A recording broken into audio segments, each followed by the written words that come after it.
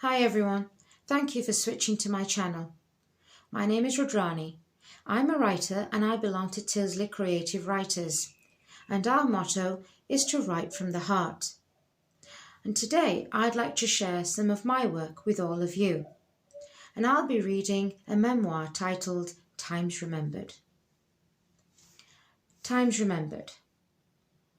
Growing up, every 2 to 3 years, I would go with my parents on holiday to South India, namely to my mother's hometown, Kottapeta, in a state called Andhra Pradesh.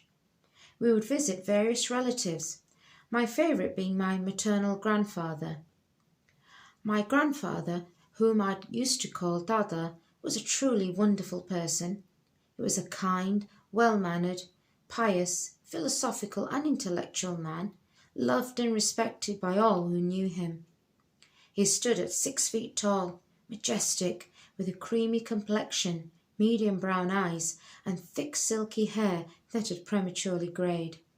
He lived and worked in Kottapeta for most of his adult life. He was a professor of English and principal of the local university, which was referred to as a degree college. I remember Kottapeta as being a small town, but busy and bustling with life. Yet it was not overcrowded or overpolluted, and traffic was manageable. There were a variety of shops and restaurants open late into the night. The cinema halls were very popular, with daily openings and late-night shows. There were several temples and shrines throughout the town. Daily prayers and rituals were conducted there, and devotees would say their prayers and give offerings to the gods. These temples and shrines were a place of solace and succour for many Hindu worshippers. Like most towns, there were also schools, banks, a bus station, auto and cycle rickshaw stands, a police station, and most importantly, a small district hospital, the chief doctor of the hospital being an old student of my grandfather.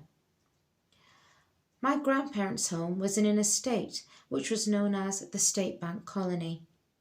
Their house was a large whitewashed building, was 1 story high with a large rooftop terrace. The house was surrounded by a compound wall with iron gates at the front. There was a front and a backyard with a large garden to the left of the house. The garden had coconut trees, banana trees, and several rose, jasmine, and lily plants. My grandmother would pluck some of the flowers and use them in her daily prayers.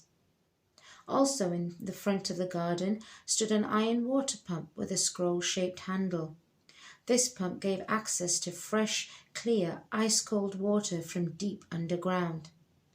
This water was used to water the plants and the garden, washing the patio and the veranda, and for visitors to wash their hands and feet before entering the house, a custom still followed by my grandparents.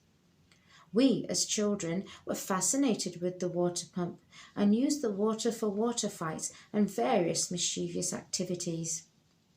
Every time I went, my grandparents would eagerly wait for me. As my taxi approached the house, I would see them both in the veranda. My grandfather would be pacing up and down it. As I got out of the taxi, my grandmother would approach me, giving me a hug and a kiss. My grandfather, who by then would have stopped pacing, would stand at the entrance bright-eyed and excited. Putting his arm around my shoulders, he would ask, "Ridrani, my child, how do you do?" I would reply, "Fine." Then he would say, "You're fine? Very good." I spent my time with cousins, who would usually come and stay with me at my grandparents' home. We would spend hours and hours chatting, playing games, go shopping, go to the cinema, visit temples, visit other relatives, etc. I spent a greater proportion of my holiday with my grandfather. He would sit in his large wooden armchair with a wooden board placed in front of him across the armchair to rest upon while writing. I call this equipment his throne. He would read works of literature to me and explain the subtle meanings as well as answer my queries. He would teach me English grammar, read and correct my writings, which, according to him, were always good and bound to get better with practice and experience. He was always so proud of my efforts and of me.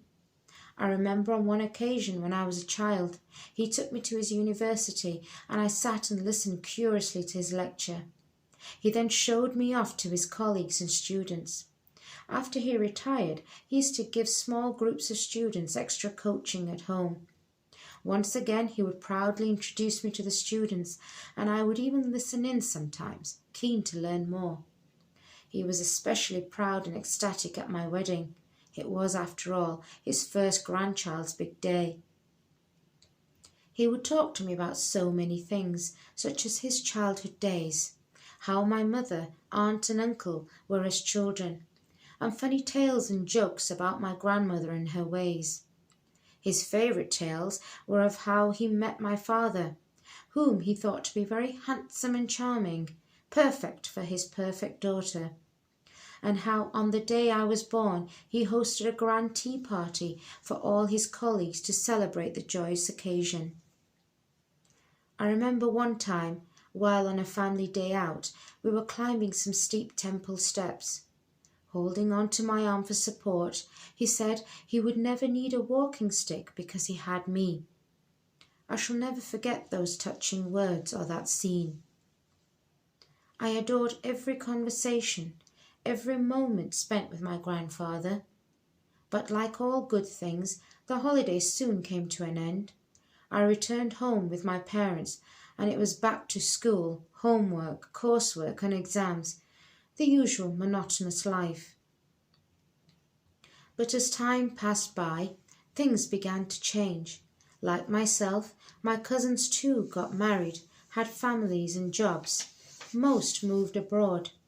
So the younger generation left the country, scattered across the globe. We now seldom meet.